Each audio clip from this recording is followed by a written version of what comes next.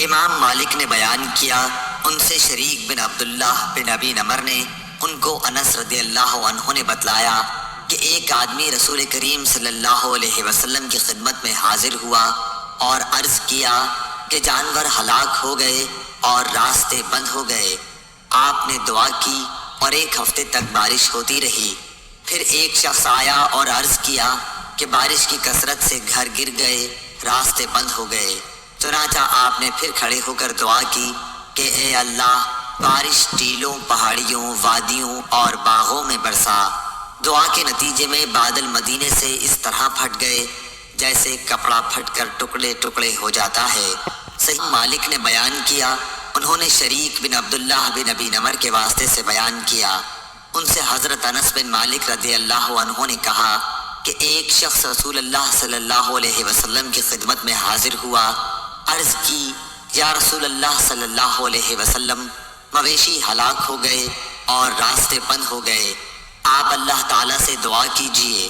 رسول اللہ صلی اللہ علیہ وسلم نے دعا فرمائی تو ایک جمعے سے دوسرے جمعے تک بارش ہوتی رہی۔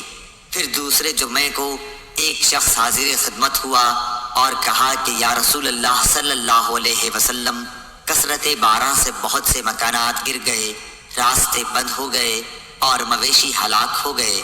چنانچہ رسول اللہ صلی اللہ علیہ وسلم نے دعا فرمائی کہ اے اللہ، پہاڑوں، ٹیلوں، وادیوں اور باغات کی طرف بارش کا رخ کر دے جہاں بارش کی کمی ہے۔ چنانچہ آپ صلی اللہ علیہ وسلم کی دعا سے بادل کپڑے کی طرح پھٹ گیا۔ معافی بن عمران نے بیان کیا کہ ان سے امام اوزاعی نے، ان سے اسحاق بن عبداللہ بن ابی طلحہ نے، ان سے انس بن مالک رضی اللہ عنہ نے بیان کیا کہ ایک شخص نے نبی کریم صلی اللہ علیہ وسلم سے قحط سے مال کی بربادی اور اہل و عیال کی بھوک کی شکایت کی۔ چنانچہ آپ صلی اللہ علیہ وسلم نے دعائے استسقاء کی۔ راوی نے اس موقع پر نہ چادر پلٹنے کا ذکر کیا اور نہ قبلے کی طرف منہ کرنے کا۔ امام مالک رضی اللہ عنہ نے شریک بن عبداللہ بن ابی نمر کے واسطے سے خبر دی اور انہیں انس بن مالک رضی اللہ عنہ نے کہ ایک شخص رسول اللہ صلی اللہ علیہ وسلم کی خدمت میں حاضر ہوا، عرض کیا یا رسول اللہ، قحط سے جانور ہلاک ہو گئے اور راستے بند، اللہ سے دعا کیجئے۔ چنانچہ آپ صلی اللہ علیہ وسلم نے دعا کی اور ایک جمعے سے اگلے جمعے تک ایک ہفتے تک بارش ہوتی رہی۔ پھر ایک شخص نے رسول اللہ صلی اللہ علیہ وسلم کی خدمت میں حاضر ہو کر عرض کیا کہ یا رسول اللہ، بارش کی کثرت سے راستے بند ہو گئے اور مویشی ہلاک ہو گئے۔ اب رسول اللہ صلی اللہ علیہ وسلم نے یہ دعا کی کہ اے اللہ، بارش کا رخ پہاڑوں، ٹیلوں، وادیوں اور باغات کی طرف موڑ دے۔ چنانچہ بادل مدینے سے اس طرح چھٹ گیا جیسے کپڑا پھٹ جایا کرتا ہے۔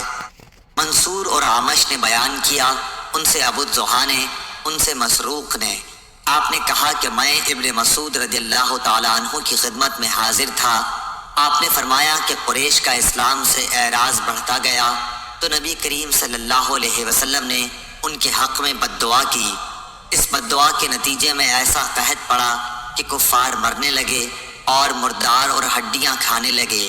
آخر ابو سفیان آپ صلی اللہ علیہ وسلم کی خدمت میں حاضر ہوا اور عرض کیا، اے محمد صلی اللہ علیہ وسلم، آپ صلہ رحمی کا حکم دیتے ہیں لیکن آپ کی قوم مر رہی ہے، اللہ عز و جل سے دعا کیجئے۔ آپ نے اس آیت کی تلاوت کی۔ ترجمہ: اس دن انتظار کر جب آسمان پر صاف کھلا ہوا دھواں نمودار ہوگا۔ الآیہ۔ خیر، آپ نے دعا کی، بارش ہوئی، قحط جاتا رہا، لیکن وہ پھر کفر کرنے لگے۔ اس پر اللہ پاک کا یہ فرمان نازل ہوا۔ ترجمہ: جس دن ہم انہیں سختی کے ساتھ پکڑ کریں گے، اور یہ پکڑ بدر کی لڑائی میں ہوئی۔